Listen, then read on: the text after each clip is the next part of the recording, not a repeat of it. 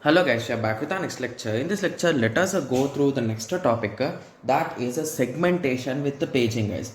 To be clear, in the last few lectures, we have started the discussion about segmentation, paging and all these concepts, right? Yes. So in this lecture, let us try to combine these two and form a segmentation with the paging, guys. In reality, most of the systems nowadays use a segmentation with paging, or there could be other chance that they could use multi-level paging, guys. So these are the two popular approaches with most of our systems uses nowadays. Okay. Yes. So basically this is segmentation with the paging is a layered approach, guys. So the first layer will be segmentation. After that we perform paging. Okay. So let us continue. So basically CPU will generate a logical address, guys.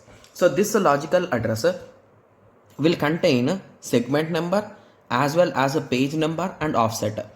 So if you recall, this offset will go as usual, right? So there's no operations on this offset. But when it comes to segmentation number or segment number, we are going to send this particular segment number into a segment table and we are going to find that particular address, right? Yes. And with the page number, we are going to add the address and we will check this particular page number along with this address in our page table. Okay, so once you got a particular page address, so basically assume that that page is in a block. Okay, so at that time we will store that A in this, right? Yes. So you will pass this A here and now you will find from your main memory from that A in which line you are searching. Assume that you are searching for line 10. So in that way, got it?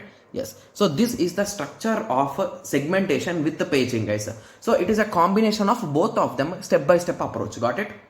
Yes. So I could take an example, but it will be really complex for us to understand, guys. It is easy only, but we might get confused. So that is the reason why I did not write any kind of standard example here. Okay. Yes. So now let us go through some theory. So since segmentation also suffers from external fragmentation, it is better to divide the segments into pages as the segmentation size increases. So basically here what is exactly happening, guys? So here the data is first divided into segments and that segments are further divided into pages, right? Yes. So that is the reason why the order you can observe here, right? Yes. Okay. In a segmentation with the paging scheme, a process divided into segments and further segments are divided into pages. So that's what I have written here. So now you got some basic idea with respect to this segmentation with paging, right?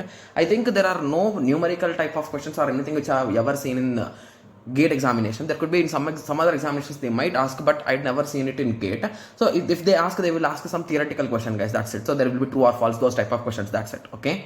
Yes. So now I hope everyone got some basic idea, right? Now this video is really small, right? Okay. Yes. So now I hope everyone got a clear idea with respect to this, right? At least some basic idea with respect to segmentation with paging. Okay.